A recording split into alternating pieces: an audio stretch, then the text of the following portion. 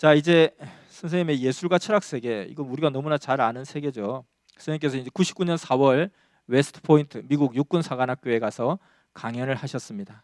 그때 선생님께서 월남전에 대한 강연을 하셨는데 그게 미국 육사 초청 강연 역사상 아주 그냥 대통령을 제외하고는 처음으로 간 그런 인물이라고 했습니다. 그때 그 사관 생도들과 교수들까지 기립박수를 치며 너무너무 좋아하고 선생님과 악수하기 위해서 줄을 섰다 하고 있습니다. 선생님께서 이렇게 옆에 통역을 대동해서 월남전에서 하나님이 어떻게 역사하셨는지 그 사관 생도들에게 강연을 하고 있습니다. 그리고 여기 옆에 있는 이 교수님도 나중에 선생님 다시 만나고 말씀도 배우고 선생님 옥에 계실 때도 또 옥중에도 면회도 오고 그랬습니다. 그래서 선생님께서 그때 사인도 해주시고 굉장히 또 지금도 섭리와 친분을 가지고 있고 또 섭리인으로서 가고 있습니다. 자, 그때 말씀하신 월남전에 관한 것들은 너무 우리가 잘 알고 있죠. 선생님께서 이렇게 38개월 동안 군 생활을 하셨고요. 요즘 18개월인가요? 18개월, 그때 38개월 동안 근무를 하셨고 그 중에 한국에서 근무하신 것도 약 10개월 정도 있고요. 그리고 베트남에서 한 28개월 정도 근무를 하셨습니다. 그때 아주 잘 알려진 것이 선생님이 계실 때는 죽은 사람이 거의 없었는데 그 3개월 동안 잠시 귀국했다가 다시 오니까 그 사이에 그 중대에서 30명 이상이 작전 중에 죽었더라는 것입니다. 그리고 나서 선생님께서 다시 오셨을 때는 또 역시 사망자가 거의 없었다고 했습니다. 그리고 선생님께서 또 다녀가신 이후에 그 기나긴 전쟁이 얼마 가지 않아서 종전을 하게 됩니다. 그리고 지금도 우리 월남 전쟁사에 보면 큰 전투 중에 하나가 두요와 전투, 홍길동 전투라고 있는데 이 두 개 전투에 선생님께서 직접 개입을 하셔서 많은 성전보를 올린 그런 전투입니다. 이 홍길동 전투는 역시 마찬가지로 988정인가요? 그 1000정에 가까운 그 총기를 선생님께서 잡은 포로를 죽이라고 하는데 죽이지 않음으로 인해서 원수를 사랑했더니만 결국 그를 통해서 제일 월남전 전쟁에서 가장 큰 우리 한국군의 빛나는 전공을 가져준 홍길동 전투의 결정적인 수훈자가 된 것이죠. 그것은 전쟁사에도 그렇게 기록이 되어 있다고 합니다. 그리고 또 하나 놀라운 것은 결국은 작전 중에 너무 더워서 목욕을 할 때 16명이 총을 겨누고 쏘았지만 총이 나가지 않아서 그 중에 두 사람이 너무 신기해서 너무 놀라워서 자수해서 중대장에게 찾아오면서 그 상황을 선생님도 알게 되고 중대장도 알게 되는 상황들이 있었죠. 자, 선생님께서 그래서 그 전공을 통해서 사람들은 생명을 많이 죽이는 자에게 훈장을 주는데 선생님께서는 생명을 많이 살림으로 인해서 최고의 훈장을 이렇게 화랑훈장 3개, 인원훈장 3개 이렇게 받는 역사가 일어났습니다. 그래서 저걸 죽여야 내가 살 수 있는 그 전쟁터에서 생명을 오히려 살려서 훈장을 타는 그런 전무후무한 기록을 세우게 됩니다. 선생님께서 이제 문화적인 차원에서 보면 2001년도 11월 달에 스리랑카에서 철학 박사 학위를 수여받습니다. 스리랑카가 이렇게 좀 그렇게 선진국이 아니고 그러니까 그 뭐 작은 나라에서 박사 학위 받은 게 뭐가 대단한가 이렇게 할 수도 있겠습니다. 그렇지만은 이 대학이 유네스코 산하의 오픈 인터내셔널 대학교인데 이 철학 박사 학위는 누구에게 주느냐면 의학과 심리학 박사를 취득한 사람에게만 박사 학위를 수여하는 그런 특징이 있다고 합니다. 근데 이제 선생님께서는 그 의학 박사를 과정을 밟은 것도 아니고 심리학 박사를 취득한 것도 아닌데 이 대학에서 철학 박사 학위를 수여했다고 했습니다. 그 학장하고 같이 대화를 하는 과정 가운데 어떤 대만의 사람이 소개해줘서 학장을 만나서 대화하는 과정 가운데 선생님의 그 대화를 들으면서 그리고 직접 많은 사람들의 척추를 교정해 주는 것을 보고 정말 이분은 의학과 심리학의 대가요. 이미 박사 학위를 갖지 않는다 할지라도 이미 이 분야의 박사다 하면서 철학 박사 학위를 수여하게 되었다고 했습니다. 그래서 이 대학이 그 유명한 물은 답을 알고 있다 하는 책을 펴낸 일본인 대체의학 박사 학위를 거기서 받았고 그리고 우리 뭐 홀리데이인이라는 호텔이 있잖아요. 그 호텔 체인의 회장이었던 사람도 이곳을 나왔다고 합니다. 그래서 선생님께서 이와 같이 의학과 심리학의 정통한 자에게 의학 박사, 심리학 박사를 겸한 자에게 주는 철학 박사 학위증을 여기서 받았다고 합니다. 그리고 선생님께서 실제로 우리 한국 문단에 시인으로 등록이 되어 있습니다. 1995년도 11월 월간 문해사조에 시인으로 이렇게 등단을 하게 됩니다. 그래서 그때 소감도 말씀하시고 정식 시인으로 문단에 데뷔를 하게 되신 거죠.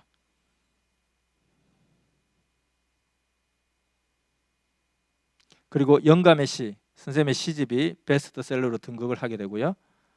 그때 문해사조에 시인으로 등단될 때 출품했던 작품이 시의 소리, 이 삶은 너무 유명한 곡이죠.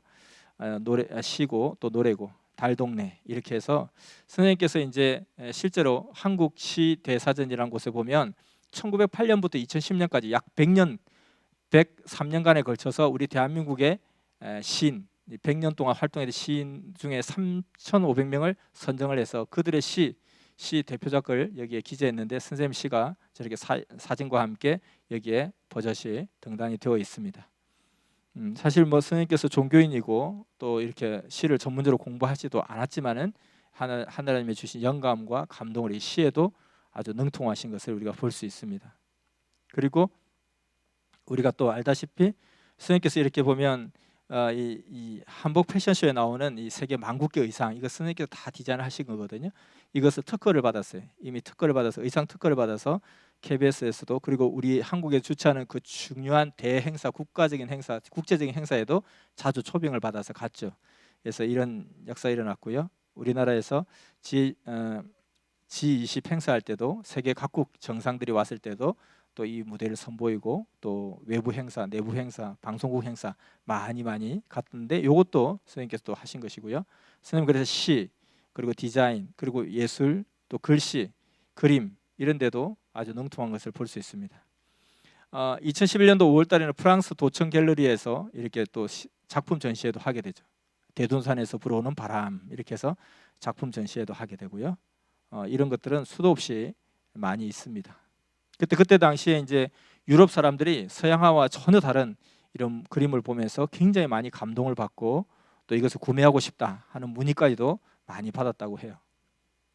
그때 이 글씨도 이렇게 나와 있죠. 이 선생님의 글씨도 마찬가지로 선생님이 글씨를 잘 쓰기까지는 그냥 선생님이 잘 쓰는 게 아니라 처음에는 끝도 없이 연습을 하고 또 글씨를 쓰는 사람을 불러서 간단한 코치도 받고 거기에서 다시 또 창조적인 재생산을 하고 선생님이 시를 쓰실 때도 처음부터 시를 잘 쓰신 것이 아니라 어릴 때부터 또 그리고 월남전에서도 일기 쓰시면서 월남전에서 쓰셨던 일기도 지금 있잖아요. 하나하나 매일매일 그 전쟁터에서 일기를 쓰셨고 또 선생님의 사생의 과정 가운데 일기를 계속 써오셨던 것이 있습니다. 지금 얼마나 보존되어 있는지 모르겠지만 초창기 때 이제 선생님 집에 갔을 때 이렇게 선생님 일기를 슬쩍슬쩍 훔쳐본 사람도 있고 중간에 또 이제 기념으로 가져간 사람도 있고 막 그래요. 그런데 이제 선생님께서 확실한 것은 그 어릴 때부터 계속해서 일기를 쓰셨고 또 이렇게 그림도 그리셨고 이렇게 했는데 사실 본격적으로 이렇게 시인이 되기 위해서 선생님께서 세상에 있는 시집을 다 주요 시집들 다 사오라 그래가지고 그것을 하나하나 살펴보시고 거기에서 또 힌트를 받으시고 그러면서 선생님 당신의 시를 쓰신 거예요. 월명동 돌조경을 이렇게 만든 것도 늘 말씀하시잖아요. 우리나라에 제일 가는 돌조경 전문가를 불러서 그들이 하는 것을 옆에서 유심히 쳐다보다가 결국 보니까 거기서 영감 받고 거기서 뭔가 원리를 터득하시고 이제 그들보다 더 차원 높은 그런 어떤 돌조경 전문가가 되신 거잖아요. 마찬가지로 시도 선생님 시가 너무너무 멋있고 너무너무 또 깊이가 있는데 이 시도 마찬가지로 처음부터 시를 막 휘갈리며 잘 쓰신 것이 아니라 우리 한국의 유명한 시인들의 시집을 다 보시고 또 그것에 참고를 하시고 또 시인들에게 간략한 어떤 코치도 받으시면서 그 다음부터는 독창적으로 자신의 그런 시의 세계를 또 하늘의 영감과 함께 어우러져서 발전시키는 그런 모습을 볼 수 있습니다. 글씨도 마찬가지예요. 글씨도 그 쓰기까지는 엄청난 연습을 많이 하면서 또 서예가들의 어떤 그런 코치도 받아보고 무료도 보고 그러면서 선생님 당신의 독창적인 그런 서체를 만들어내게 된 것이죠. 그림도 마찬가지고요. 그림을 뭐 전문적으로 배운 것도 아닐 테고 그런데 결국 그림 그리는 원리를 가만히 보고 또 터득하시고 그래서 또 거기서 힌트를 받으셔서 자신만의 어떤 독창적인 그 세계를 개발해 나가는 것이죠. 그래서 결국 선생님의 그 잠언처럼 몸부림이 없으면 걸작품도 없다 하는 것처럼 어떤 타고나서 잘한다기보다는 그것도 있지만 누구보다도 노력을 많이 하기 때문에 나는 뭐든지 하면 잘할 수 있다. 나는 뭐든지 하면 잘할 수 있다. 왜냐하면은 나는 잘할 때까지 끝까지 하니까 그러니까 나는 잘할 수 있다. 이런 기질이 선생님의 기질인 거죠. 그것이 다만 성경에 대한 또는 어떤 신앙적인 것에 대한 그 부분에 한정되는 것이 아니라 그게 모든 삶에 그와 같이 그렇게 살아간다는 거죠. 우리는 보면 어떤 사람은 참 신앙은 되게 좋은데 자기 어떤 행실은 막 엉망이고 인격은 엉망인 사람도 있고, 신앙은 굉장히 열심인데 또 다른 부분에서는 굉장히 게으른 사람이 있고, 이게 좀 일관성이 없잖아요 보면.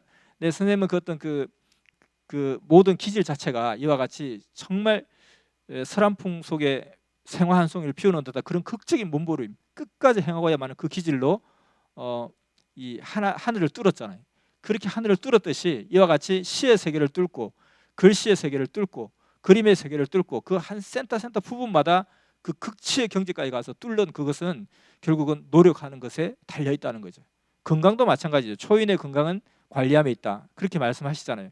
그러한 어떤 잠언의 말씀처럼 그 말씀은 당신이 직접 실천하고서 비로소 깨닫는 그 깨달음이 잠언이잖아요. 그래서 그 깨달음이라는 것은 지식과 너무 다르다는 거죠. 지식과 지혜가 다르고 깨달은 것이 다르고, 그 깨닫는 것 자기가 행해보면서 그 결과를 자기가 확인하면서 확실하게 확신을 갖는 것이 깨달음의 세계죠. 그래서 우리도 이와 같이 그런 정신과 그런 기질을 선생님께서 원래 뭐 좋은 물, 좋은 산세에 있는 곳에 태어나셨기 때문에 그렇다가 아니라 그곳에 그 마을에 살던 사람이 다 건강한 거 아니잖아요. 그곳에 같이 자랐던 선생님의 형제분들이 다 건강한 건 아니잖아요. 근데 선생님은 유독 그렇게 초인의 건강을 유지하는 것은 초인의 건강은 관리함에 있지 내가 저절로 된 게 아니다라는 것이고요. 선생님이 월면도 돌조경에 그런 어떤 아주 최고의 조경 전문가가 될 수 있었던 것도 그냥 타고난 감각이 뛰어났다기보다는 그렇게 더 노력하고 몸부림치며 노력하고 그 터전에서 기도하고 또 수고하고 애를 쓸 때 하나님이 도우시고 역사하시고 영감을 주시고 감동을 주신다는 거예요. 그러니까 하나님도 행하는 자에게 역사하시고 또 행하는 자에게 역사하셔야 표가 난다는 거죠. 근데 행하지 않는 자에게 역사해도 표도 나지 않을 뿐만 아니라 행하지 않는 자에게 역사를 할 수도 없다는 거죠. 언 땅에 누가 씨를 뿌려요? 그 씨가 발화가 될 만하니까 그런 계절이 오고 그런 터전이 되니까 씨를 뿌리는 거죠. 농부는 때를 보고서 씨를 뿌릴 수밖에 없죠. 그래서 이와 같이 우리가 어떤 변명하는 인생이 아니라 증명하는 인생을 살아가야 되겠다, 그런 마음과 심정을 가지고 위대한 조각가는 썩은 나무에는 칼을 대지 않는다 하는 것처럼 하나님은 이와 같이 스스로 돕는 자를, 수고하고 애쓰는 자에게 역사하시고 또 그 조건을 보고 역사하신다는 거죠. 그래야 흑암에게 뺏기지 않고 내 것이 될 수 있기 때문에 그런 것이죠. 그래서 우리가 선생님이 그런 모든 문화 예술 방면에도 탁월한 능력을 발휘하는 것은 정말 하나님이 함께해 주신 것이지만, 그러나 하나님이 함께해 주실 수 있도록 철저하게 노력하고 몸부림치고 연구하고 했기 때문에 되는 것이죠. 그래서 항상 선생님이 좋아하는 단어 중에 하나도 연구하라, 연구하라, 연구하라. 어떻게 하면 선교가 잘 될지, 어떻게 하면 내가 이런 상황에서 더 잘할 수 있을지 끊임없이 연구하라, 연구하라, 연구하라. 그래서 어떤 선생님의 그 삶의 철학, 선생님의 행동 철학 몇 가지만 우리가 정말 알고 있어도 상당히 성공할 수 있는 사람이 될 수 있다. 그래서 우리는 자꾸 뭘 몰라서 못하는 것처럼 자꾸 또 듣고 또 듣고 또 듣고 또 듣고, 그래서 내가 남보다 더 못 들었기 때문에 내가 더 못한다 자꾸 생각하는 것 같아요. 근데 우리는 너무나 많은 것을 알고 있고 그 알고 있는 것 중에 몇 가지라도 정말 목숨 걸고 실천한다면 성공할 수 있는, 어느 센터든지 성공할 수 있는 사람이 될 수 있다라는 것을 전제를 하고, 선생님께서 원래 시를 잘 쓰신 것이 아니고 원래 글씨를 잘 쓰신 것이 아니라 원래 그림을 잘 그린 것이 아니라 그렇게 모든 매사에 몸부림치면서 노력했다는 거. 축구도 마찬가지예요. 축구도 보면 선생님께서 처음 축구를 하셨을 때는 여자 한 명을 세워놓고 그냥 킥을 하신 거예요. 그리고 그 여자 한 명조차도 없으니까 그냥 운동장 가서 옛날 벽에 막 공차는 거 있잖아요. 벽에 막 공차는 그런 걸 했어요. 그러다가 동네 축구를 조금 잘했던, 선수 출신도 아니고 초등학교 선수 출신도 아니고 조금 잘하는 사람이 왔어요. 한때 이제 섭리의 제자였는데 그 사람을 보면서 너무 축구를 잘한다고, 어떻게 저렇게 축구를 잘하냐고 막 부러워할 정도로 그렇게 했던 거예요. 그러면서 계속 축구를 한 거예요. 그리고 그 평창동 거기가 얼마나 언덕백이에요. 얼마나 산에 집이 있는 곳이잖아요. 그게 가운데서도 그게 축구할 때가 어디 있어요. 그래도 거기에다가 골대를 갖다 놓고 축구를 해요. 그러면 거기에 차가 수시로 지나가기도 하고 그 좁은 곳에 축구할 데도 없는데 어떻게 사선을 내서 골대를 놔두고 슛할 거리를 놔두고, 그리고 저쪽에 차가 오면 차가 옵니다 하면 그냥 다시 스톱했다가 또 차 지나가면 또 차고, 그것을 몇 시간씩 하면서 운동장이 있으면 운동장이 있는 대로, 그리고 잔디구장이 있으면 잔디구장이 있는 대로, 운동장도 없고 아무것도 없을 때는 그냥 그 평창동 그 골목에서도 슛을 연습하고 수천 번씩 연습하고 그렇게 하셨다는 거예요. 홍콩에 가셨을 때 여러분 화면을 본 사람도 있겠지만 작은 집에, 산속에 있는 작은 집에 계셔야 됐던 데도 있어요. 그때도 저한테도 한번 편지를 주셨는데 작은 방이었어요. 제일 큰 거실이 이제 작은 방만한 곳인데 그 길을 나는 하루에 230바퀴, 250바퀴씩 돈다는 거예요. 그래서 저도 방에서 한번 돌아봤어요. 그게 운동이 되더라니까요. 땀이 나요. 운동할 곳이 없다. 그러지 말고 자기 방에서라도 한 300바퀴씩 돌아보면 이 운동이 된다는 거예요. 그리고 이제 야외로 나가서 공을 차려고 하니까 그냥 거기는 그냥 가파른 산밖에 없어요. 산 위에 올라가면 또 거기에 조금 이렇게 산 정상에다가 또 풀을 쳐서 이렇게 운동장처럼 트랙을 만들어 놨더라는 거예요. 그냥 달리면 큰일 나죠. 울퉁불퉁하니까 굴곡도 있고. 근데 거기를 50바퀴씩 60바퀴씩 도는 거예요. 근데 거기서 이제 축구를 하고 싶어 하니까 한국에다가 주문하기를 이렇게 줄이 달린 공, 뻥 차면 줄이 달려 있으니까 그도 다시 자기에게 돌아오고 그게 얼마나 재미가 없고 얼마나 어려워요 맞추기가. 근데 너무너무 그걸 잘하시는 거예요. 하도 많이 하니까. 그래서 정말 그 달릴 곳이 없어서 달릴 곳이 없을 때는 방 안에서 몇백 바퀴를 달리고 그리고 축구할 곳이 없으면 축구공을 줄에 묶어서 고무줄처럼 반동을 줘가지고 뻥뻥 차고 그래서 옥중에 계실 때도 그 좁은 곳에서도 운동을 하고 거기서 이제 뛸 수도 없잖아요. 제자리 뛰기 말고는 뛸 수 없으니까 거기서 이제 스쿼트 운동을 하루에 몇천 개씩 했다고 하니까 이것이 바로 선생님의 기질과 정신이다. 그래서 항상 이렇게 하늘의 사람은 성공하는 사람은 변명을 할 것을 찾지 않는다는 거죠. 근데 변명을 할 것을 찾으면 변명할 게 너무 많아요. 내가 뭐 이래서 못하고 저래서 못하고 변명할 게 너무 많고 변명할 거리는 찾기가 너무 쉬워요. 그러나 그럼에도 불구하고 오히려 어떤 환경이든지 그 환경이 제일 좋은 환경이다 하고 찾아낼 줄 아는 그것이 바로 다른 시각, 다른 관점, 다른 눈을 가진 사람이죠. 그래서 우리가 운동도 마찬가지고 뭐도 마찬가지고 뭐 경제도 마찬가지고 눈이 좋아야 돼. 보는 눈이 좋아야 된다는 거예요. 그 시야가 트여야 된다는 거예요. 볼 줄 알아야 된다는 거예요. 보는 게 중요하다는 거예요. 그래서 그러한 상황 속에서 변명거리를 보는 것은 쉽다. 그렇지만 그 가운데서 희망과 비전과 잘 될 수밖에 없다는 여건을 보는 것은 쉽지 않다. 그렇게 그것을 보는 눈이 있어야 된다는 거예요. 그래서 우리가 그런 눈을 달라고 기도함이 필요한 것 같습니다. 선생님께서 뭐 어떤 문화예술의 모든 부분을 다 섭렵하시고 모든 부분에 최전문가시고 특히 지금 이제 음악 하시는 거 보세요. 음악하는 것이 보시면 정말 차원이 다르잖아요. 사실 선생님께서 처음에 이렇게 노래를 하실 때는 그냥 와 박수 치지만 솔직히 속으로 이렇게 음도 하나도 못 맞추시고 선생님 당신도 그래 나 콩나물 대가리 모르니까 음을 잘 못 맞춘다 진짜 그러셨단 말이에요. 근데 지금은 완전히 또 달라졌고 심지어는 그 작곡 작사하는 거 보면 상상을 초월하는 작사 작곡이 되잖아요. 그래서 그런 작품을 이렇게 할 수 있다는 것은 아마 인류 역사상 아무도 그런 사람이 없었을 거라는 거죠. 그러면 선생님께서 원래 타고난 음악적 재능이 있었거나 감각이 있었거나 그런 교육을 받았거나 그게 전혀 아니라는 거죠. 그러니까 다만 거기 가운데 엄청난 노력을 했고 그 노력하는 그 목적 의도 자체가 너무나 귀하고 고귀한 것이었기 때문에 그것 가운데 하나님이 축복할 수밖에 없었고 그 몸부림 가운데 축복할 수밖에 없었다. 그래서 그 센터에서는 이 인류 역사상 누구도 경험해 보지 못한 누구도 이루지 못한 최고의 성취를 이루었다는 것이죠. 그래서 우리도 그와 같은 정신과 기질로 어떤 상황 속에서도 항상 기뻐하고 어떤 상황 속에서도 성공하고 어떤 상황 속에서도 반드시 그것을 기억고 해내고야만은 그런 정신. 그러니까 선생님 사람은 정신값이라고 늘 말씀하시잖아요. 그래서 사람들은 오르지 못할 나무는 쳐다보지도 말라 아예 그렇게 길을 꺾어버린다는 거예요. 그렇지만 선생님께서는 오르지 못할 나무도 계속 쳐다보다 보면 올라가고 싶은 마음이 생기고 올라갈 수 있겠다는 자신감이 생긴다는 거지.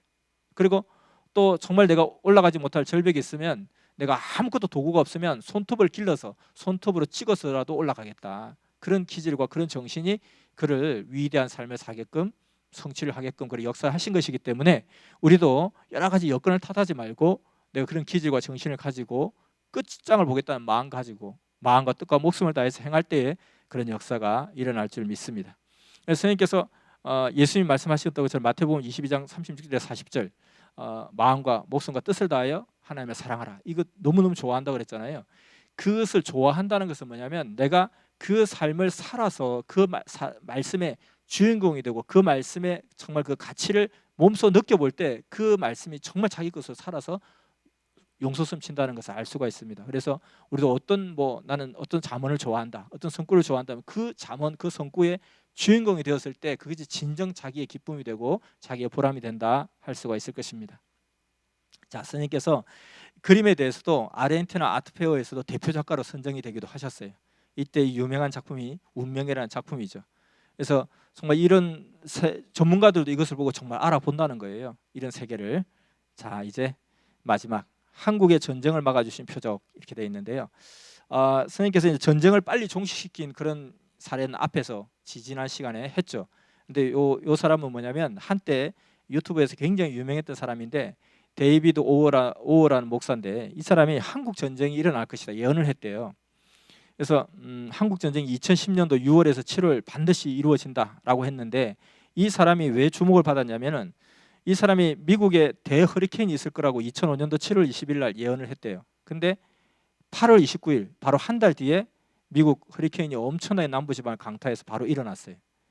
그러니까 뭐 아주 오랜 뒤에 어떤 그리고 이게 좀 비유로 또는 뭐 갖다 붙이 저리 좀 이렇게 다른 예언서들을 보면 해석하기 나름이잖아요. 해석하기 나름으로 다 할 수 있는데 이건 너무 직접적으로 바로 한 달 뒤에 바로 곧 일어날 일을 구체적으로 직접적으로 이야기해서 이거는 다르게 비껴 나갈 수가 없는데 이것을 예언했다는 거예요. 그렇게 이루어졌죠. 칠레 대지진도 예언했는데 바로 이루어졌죠.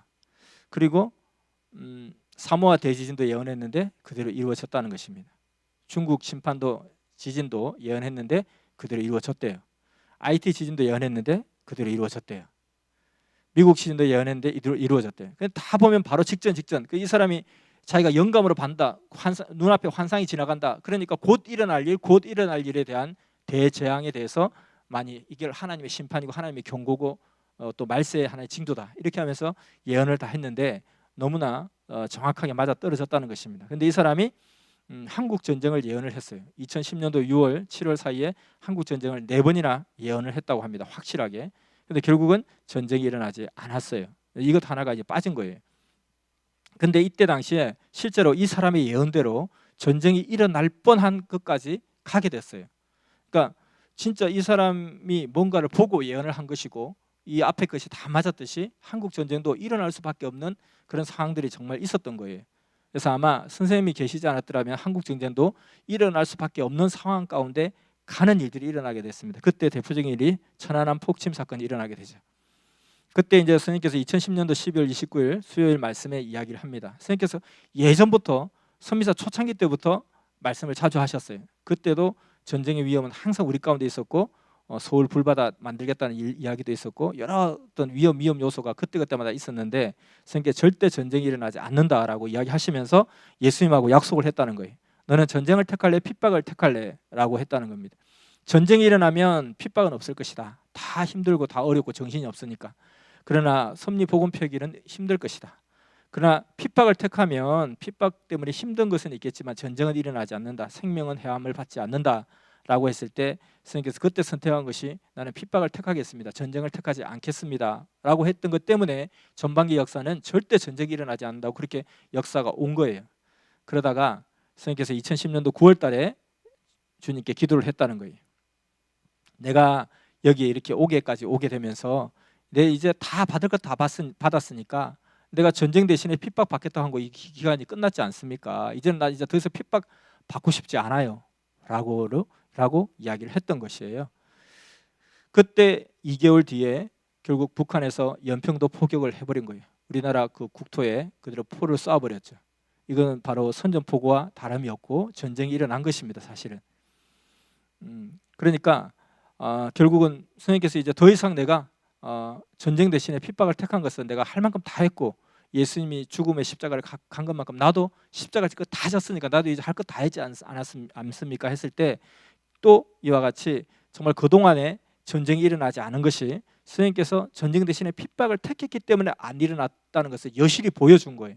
그전에도 이런 일들이 늘 일어날 수밖에 없었지만은 선생님께서 핍박을 선택했기 때문에 전쟁을 대신 막아주신 건데 내가 이제 할 바 다 했으니까 이제부터는 그런 거 안 할래요 라고 했을 때 여지없이 2달 만에 연평도가 포격을 당하는 사건이 일어나게 됩니다. 그래서 다시 주님과 대화를 하게 되죠.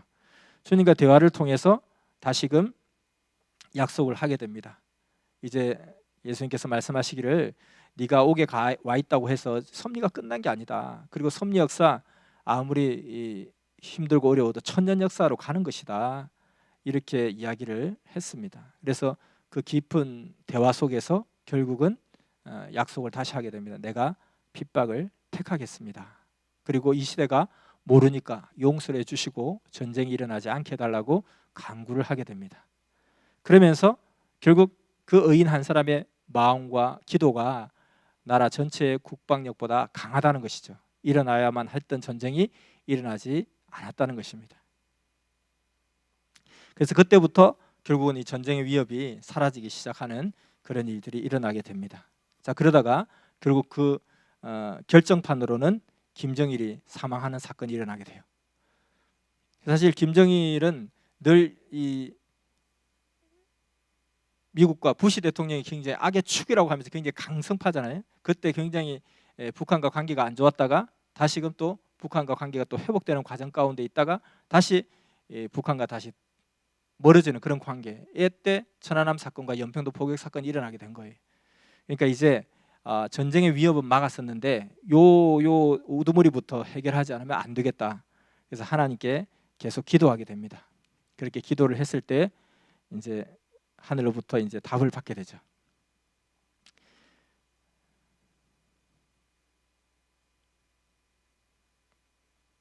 딴 걸 눌렀네. 자, 그때 선생님께서 이렇게 합니다. 김정일이 이미 연기에서 선고가 떨어졌다. 내가 3년간 기도했다. 이렇게 말씀을 하십니다. 그러다가 2011년도 12월 16일 날 나 여호와가 개인 민족 세계 행한 것을 보고 내 마음을 결정하는 때다. 결정 내리기 전에 내 마음을 붙잡는 기도를 하라. 이렇게 말씀하셨습니다. 그래서 그때 선생님이 손미사의 억울함을 두고 기도를 했습니다. 그래서 계속 기도하라 말씀하셨는데 12월 16일 날 급하게 이렇게 말씀하셨고 이미 그 1년 전에 약 2년 전에 1년 전에 말씀을 하셨죠. 김일성 사망 선고가 떨어졌다 했는데 1년 지나서 12월 16일 날 이런 말씀하시고 그 말씀하신 이유가 바로 그 다음 날 김정일이가 죽는 일이 일어나게 됩니다. 그 아침에 죽는 일이 일어나게 돼요. 그때 우리 섭리의 한 사람이 대장 고릴라가 죽는 장면을 보게 되고 선생님께서 그냥 잡아 죽이는 그런 꿈을 꾸게 되고 그 대장 고릴라가 죽으니까 많은 고릴라들이 따라 죽는 일들이 일어나게 됐습니다. 그래서 그때 당시에 이제 김정일이가 굉장히 그 건강이 안 좋다고 했다가 러시아에 잘 갔다 오는 것을 보고 건강이 회복되었다 했는데 바로 갑자기 사망을 하게 되는 것이죠. 그래서 그때 결국은 선생님께도 히스기야 왕이 적이 보낸 그 위협의 편지를 두고 하나님께 가서 막 기도했듯이 그렇게 선생님도 TV에 독재자들이 나올 때마다 그 독재자 모습을 나오는 TV를 붙잡고 늘 하나님께 기도를 하셨다고 했습니다. 그래서 결국은 하나님의 심판의 결정은 땅에서 조건을 세우면서 풀어지는 것인데 이때 이렇게 김정일과 함께 세계의 아주 악명 높은 독재자들이 다 죽게 되는 그런 역사가 일어났습니다. 그래서 이 세 명의 독재자가 똑같이 69세의 죽음을 당했다. 특히나 그 리비아의 가다피하고 북한의 김정일은 둘 다 같이 태어나서 같은 해에 같은 나이에 죽었다. 이렇게 했습니다. 이것이 선생님께서 독재자를 위해서 독재자 놓고 그리고 아기들을 놓고 기도했을 때 일어난 결과라고 했습니다. 그래서 이와 같이 정말 그 하나님의 영광을 받고 계시를 받아서 세계의 환란을 예언하면서 그것을 대비하라고 했던 그런 어떤 신령한 사람의 그 확고한 그 예언을 그래서 실제 그렇게 될 수밖에 없는 상황 속에서 100% 전쟁이 날 수밖에 없는 상황 속에서 선생님께서 기도의 조건을 세우시고 그 기도의 조건을 그저 또 기도만 한다고 되는 것이 아니라 이와 같이 내가 전쟁을 택할래 또 환란을 택할래 했을 때 그것을 핍박을 택하고 환란을 택했기 때문에 전쟁의 위험에서 막아주는 것처럼 우리도 어떻게 보면 이번에 이런 사태를 통해서 괜히 그냥 이 신천지 때문에 우리한테도 불통 튀는 게 아닌가 괜히 집에서 그리고 내가 전도한 생명이 이렇게 되는 것도 있겠지만은 결국은 그러한 어떤 핍박과 환란을 통해 더 큰 하나님의 역사의 뜻이 이루어진다는 걸 생각하고 쉽게 낙심하지 말고 오히려 그것을 발판으로 삼아서 더 큰 역사를 일으키는 우리가 되어져야 되겠습니다. 자, 그래서 이제 여기까지 그동안에 주제별로 했던 거 다 마무리 정리를 하고요. 자, 이제 우리 지금 현재 일어난 상황들 보면 신천지 때문에 온 나라가 온 세계가 지금 다 그냥 긴장을 하고 두려움에 떨고 있습니다. 선생님께서 2월 2일 날 스스로 조심하라 하는 주일 말씀을 주시면서 그 말씀의 말미에 이 모든 일이 쉽게 끝나지 않을 것이다. 상당히 오래 지속될 것이다 라고 말씀하셨어요. 근데 돌아가는 상황을 보니까 금방 종결될 것 같고 별 뭐 그렇게 큰 타격도 없이 중국 우한 말고는 그냥 다른 나라들은 그냥 이렇게 하다 끝나는 것처럼 그렇게 느껴졌는데 갑자기 느닷없이 신천지 사건이 터지면서 31번 환자가 생기면서 갑자기 폭발적인 역사가 일어나게 되죠. 뭐 이만희 씨가 1931년생이라고 이렇게 이야기하는데 코로나19 그리고 31번 환자 뭐 이렇게도 이야기를 합니다. 아무튼 이제 그 스님께서 최근에 이제 기도하시면서 이 중국 같은 경우도 정말 그 인권을 탄압하는 그런 공산 국가고, 그리고 선생님이 중국에 계실 때 이 시대의 로마는 중국이다 이렇게까지 하면서 중국을 굉장히 많이 축복을 해주셨고 중국에 큰 비전과 뜻을 많이 두셨죠. 그래서 정말 이 중국을 통해서 이제 복음의 역사가 크게 펼쳐나가는 것이 아닌가.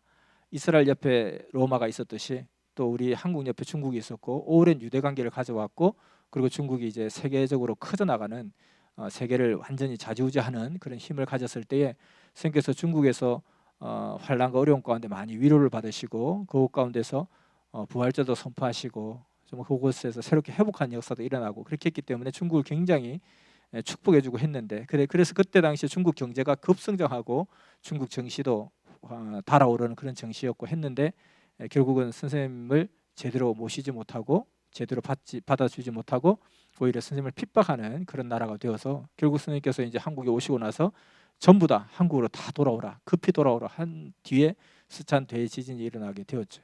그러면서 지금도 여전히 이제 그 기독교를 탄압하고 그리고 독재의 그 정권을 더 확고히 하기 위해서 약 3, 4천 년에 있었던 그 시황제, 진시황제를 본따서 이제 정말 시황제다 할 정도로 그런 독재적인 것이 있었고, 일본도 역시 마찬가지로 그 어떤 제국주의의 그런 것을 망령이 부활되게 하는 그런 역사. 그래서 아주 호전적인 그런 법을 만들고 헌법을 다시 고치고 평화헌법을 고쳐서 아주 그냥 세계 침략의 야욕을 드러내는 그런 상황들이 있었죠.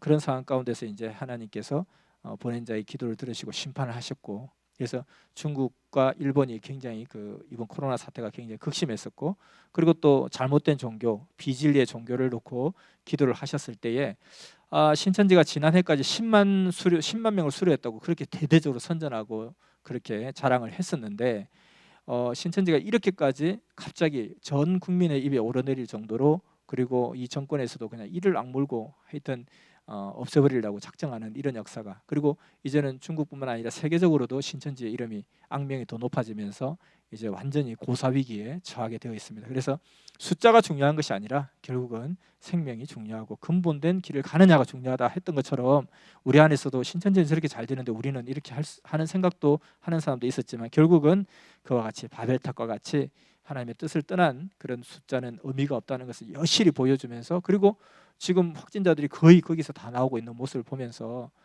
그 길을 따라갔던 영적인 어떤 운명도 잘못되었지만 육적인 운명까지도 그렇게 돌아가고 있다는 것을 보게 됩니다. 그래서 어떻게 이렇게 정말 그 핀셋 뭐 처방이라고 하듯이 어떻게 핀셋을 집어내듯이 중국과 일본 그리고 또 이렇게 신천지를 이렇게 하나님께서 심판하시는지 이런 것을 보면 정말 기가 막히죠. 그리고 우상 숭배가 만연했던 대구, 그리고 또 청도는 그들의 성지잖아요. 우리의 월명동과 같은 그들의 성지에서 제일 먼저 죽는 사람이 나오고 그곳이 또 온상이 되고, 이런 역사도 너무너무 하나님의 역사가 아니고서는 이룰 수가 없다라는 것을 알게 됩니다. 자, 그래서 신천지는 이와 같이 자기들이 14만 4천의 온전한 역사를 이루고 하나님의 때가 되면 하늘에 있는 하나님이 강림하시고 또 천천만만의 영들이 선지 선녀들이 강림해서 그들에게 임하는 순간 그들은 왕노릇하는 역사가 일어난다. 그래서 내가 모든 재산과 모든 부와 명예를 다 버린다 할지라도 그때가 되면 온 세계 만민들이 우리를 우러러보면서 우리를 왕을 섬기듯이 그렇게 모시는 역사가 일어난다. 그러니까 거기에 투자하는 그런 분위기로 말씀을 이어가는 것입니다. 결국은 어쨌든 잘못된 종교 지도자로 인해서 흑암의 길을, 죽음의 길을 가는 그 모든 세계를 하나님께서 깨우치라고, 깨달으라고 심판을 하시는 것이고요. 또 그리고 그들도 그러한 욕심들이 있기 때문에 또 그렇게 동참하는 것이고, 그래서 이런 극심한 하나님의 심판을 통해서 온전히 이 시대가 바로잡아지고 또 그 터전 위에서 우리 역사가 더 이상적으로 일어나는 그런 축복의 역사가 있을 줄 믿습니다. 우리가 작게 생각하면 신천지 때문에 또 우리도 방송에 나오는 게 아닌가. 이것도 우리 또 신앙 안 좋은 우리 회원들이 그 신천지에 대해서 관심 가지다가 보다 보니까 우리에 대한 악평까지 보게 돼서 맛이 가는 게 아닌가. 그리고 전도도 안 된다 할 수도 있지만 더 잘 되기 위해서 하나님께서 우리의 앞길을 싹 정리해 주시고 또 하늘 앞에 깨끗한 터전을 주신다는 것을 생각하고 힘을 내고 어떤 상황 속에서도 우리는 감사 감격하면서 때를 얻든지 못 얻든지. 그래서 최근에 스님께서 사도 바울이 말한 것처럼 빈에도 처할 줄 알고 부에도 처할 줄 알고 부요함에도 또 빈천함에도 배고픔에도 배부름에도 처할 줄 안다. 일체의 처세를 배웠다. 그렇게 고백한 그 사도의 고백을 우리 가운데 말씀하시죠. 우리도 이와 같이 어떤 상황이든 더 잘하는, 더 차원 높여서 더 달리하는 그런 방법을 가지고 더 멋진 역사 이루어가면 너무 좋겠습니다. 저도 이제 이런 상황을 통해서 더 바쁘고 더 할 일이 많고 더 효율적인 것도 느끼게 되는 것 같아요. 물론 계속 이렇게 되면 또 이것 또한 또다시 효율성이 떨어지겠지만은 지금 어느 정도까지는 이렇게 색다르게 달리하는 게 참 좋더라고요. 그래서 강의도 어제 막상 이렇게 강의를 해보니까 수품당에서 강의를 3개를 연속을 해봤어요. 그렇게 강의하는 것도 좋고 또 하나는 이렇게 화상으로 강의하는 것도 괜찮더란 말이죠. 그러니까 그냥 이렇게 막 강의하면 오는 시간 가는 시간 또 그리고 이게 뭐 또 강의해도 되는지 근데 요즘 이제 신천지 사람들이 얼마나 이 전염병 파급력이 큰지 하여튼 신천지와 같이 밥을 먹어도 걸리고 신천지와 같이 이야기를 해도 걸리고 도대체 뭘 뿜어내는 건지 뭔지 모르겠지만 아무튼 굉장히 강해요. 근데 이 만나는 사람이 신천지인지 아닌지 알 게 뭐예요. 그래서 요즘 이제 그런 사례들이 나오는데 직장 동료인데 같이 밥을 먹었는데 신천지인지 몰랐다. 근데 자기가 걸린 거예요. 우리 좀 제가 아는 사람 중에 어떤 사람도 그냥 자기 직장 동료가 신천지인지 몰랐는데 같이 잠시 했더니만 자기도 걸려버린 거예요. 이런 것들도 있고 그래서 우리가 어쩌면 지난 주일부터 그렇게 하지 않았더라면 우리들도 생활 속에서 신천지 사람들을 우리도 모르게 만날 수 있었다는 거죠. 그러면은 아마 우리 안에서도 많이 걸렸을지도 모르죠. 근데 지금 이제 교회도 이제 폐쇄되어 있고 이렇게 하는데 또 외부에서도 강의를 얼마든지 할 수 있고 온라인으로 강의하니까 이게 집중이 너무 잘 되는 거예요. 보는 사람도 집중이 잘 되고 하는 사람도 집중이 잘 되고 화면을 통해서 뭐 그냥 표정 하나하나까지 다 읽어지니까 딴 데 눈도 못 돌리니까 또 그것도 괜찮더라고요. 시간도 절약되고 집중력도 좋아지고 또 괜찮고 아니면 자기가 강의한 것을 영상을 그냥 파일로 보내서 이거 봐 하고 보라고 해도 되고 아니면 직접 그냥 바로 온라인으로 요즘 화상 시스템이 잘 돼 있으니까 온라인으로 강의를 해도 되고 또 그냥 부서 모임도 라이브 톡 모임을 해도 재밌고 어제 사실 여자 장년부 1단 그 단하고 라이브 톡을 했는데 뭐 준비한 것도 없어요. 갑자기 목사님 들어오시겠냐고 그래서 뭐 들어가지고 어떻게 하면 돼요? 누르면 돼요. 하니까 되게 재밌더라고요. 뭐 준비할 것도 없이 그냥 바로 그 자리에 들어가서 했는데 또 좋아요. 그래서 야 이게 내가 우리 중고등부나 캠퍼스 이미 이런 걸 다 하고 있지만 근데 이걸 실제 시행을 장년부하고 제일 먼저 하는구나 이런 생각 들고요. 그다음에 우리 연세대 팀들하고 화상 회의를 이렇게 했는데 화상 모임을 했는데 또 되게 좋아요. 각자 자기 집에서 이렇게 이야기하는데 충분히 이야기되고 또 끝나고 나서 따로 또 좀 이야기할 게 상담할 게 있다 그래서 또 그 화면을 서로 열어놓고 하니까 마주보고 대화하는 것보다 훨씬 더 편하게 더 자세히 더 세밀하게 음성도 화질도 좋고 너무 좋더라고요. 그래서 오히려 이런 걸 잘 활용하면 우리가 뭐 지도자 모임도 그 밤에 막 멀리 왔다 갔다 할 게 아니라 이렇게 이제 이번 주 지도자 모임 그렇게 하면 또 될 것 같아요. 그래서 더 좋은 계기로 활용해서 때를 얻든지 못 얻든지 우리는 그래도 그럼에도 불구하고 갈 길을 부지런히 가는 그런 역사를 날마다 이루어가면 좋겠습니다. 다음 주 화요일날 토크쇼를 한다 그랬는데 한다고 막 그냥 큰 소리 쳤는데 어떻게 할까 했는데 이게 제가 어떤 영상을 보니까 그런 게 있더라고요. 이게 소소한 고민들, 소소한 뭐 질문이라기보다는 소소한 고민들. 우리 남편은 절대로 집에 오면은 설거지를 한 번도 안 해줘요. 교회에서는 온갖 일을 다 하면서 어떻게 하면 좋죠? 뭐 이런 것들 있잖아요. 아주 소소한 이야기들. 뭐 이런 것들을 이제 접수를 해가지고 그냥 토크쇼 하면서 다니면서 이야기를 하는 거예요. 그냥 그리고 또 현장에 또 이야기도 한번 들어보고 실시간 들어오는 내용도 보고 서로 반응도 하고 뭐 그렇게 해도 재밌겠고 하여튼 이래저래 뭔가 자꾸 연구하고 재밌게 하다 보면 좋은 역사가 더 큰 역사 일어날 것 같고요. 지금 이제 선교도 전혀 위축될 필요 없이 뭐 보지 못하니까 강의도 못하냐 그러지 말고 앞서 말했듯이 화상으로 강의해도 되고 또 교회 안 오면 되죠. 밖에서 하면 되죠. 수품당 강의하기 너무 좋잖아요. 수품당에서 강의하고 강의하시는 분들은 또 강의 때마다 우리가 선교 지원금으로 한 강의당 10,000원씩 보태줄 테니까 강의를 하라 했습니다. 그렇게 또 하고, 또 어떤 분은 더 좋은 분위기에 가까운데 더 좋은 독립된 공간에 자리까지 예약할 수 있고 시간까지 예약할 수 있는 카페에 좋다고 또 올리기도 하고, 이렇게 재미있게 다양하게 지나고 나면 이게 추억이 될 거예요. 그때 그랬었지 하는, 뭔가 새로운 것을 자꾸 겪어보고 또 이상적을 자꾸 해봐야 그것이 자기 추억이 되고 경험이 되어서 지난 날을 회상할 때 자기의 소중한 자산이 되고 기쁨이 되고, 또 앞으로 어떤 일이 닥쳤을 때 그 경험을 바탕으로 해서 더 큰 비전으로 자신 있게 그 문제를 해결해 나갈 수 있는 능력을 또 가지게 되는 것이죠.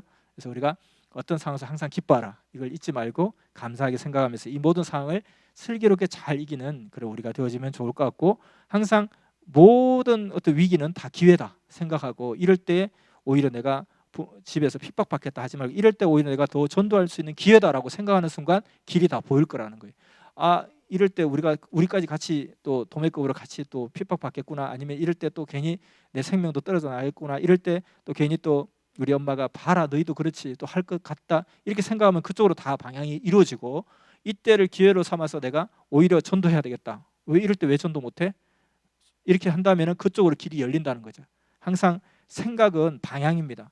내가 어느 방향으로 보느냐, 그것은 내가 생각을 하기에 따라서 그 방향이 설정되는 거예요. 그래서 내가 길이요 진리요 생명이다 하는 것도 결국 방향이잖아요. 그러니까 예수님이 인도하시는 그 방향의 길은 천국의 길이고, 그 방향이 아닌 다른 길은 결국 흑암의 길이고 사망의 길이고 죽음의 길이라는 거죠. 그와 같이 우리 생각이 방향을 맞춘다는 거, 이것은 기회다 하는 순간 기회의 길이 열릴 것이고, 이것은 이제 어떻게 하지 하는 순간 움츠러들면 그게 맞는 역사가 자꾸 다가온다는 거예요. 결국은 자기 운명은 자기가 결정한다는 거죠.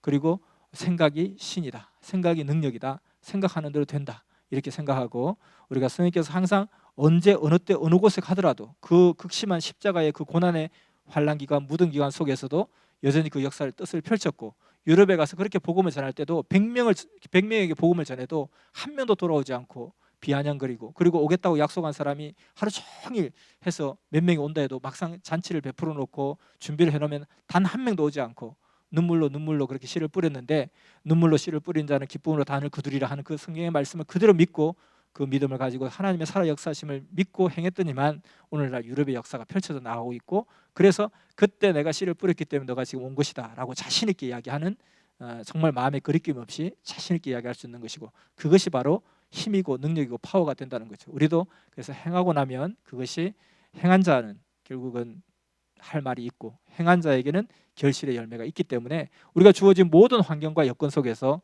우리가 어떻게 생각할 것이냐, 이게 모든 운명을 결정하고 그 마지막을 결정하는 중요한 단서가 된다 생각하고, 생각을 잘하고 도전하고 또 더 다르게 더 차원을 높여서 더 이상적으로 해나가는 이 시기가 되면 좋겠습니다. 우리 선생님이 주와 3일을 모시고 주의 역사를 멋있게 표적적인 역사를 일으키는 것처럼 우리의 삶 속에서도 항상 이런 표적의 역사가 일어났으면 좋겠습니다.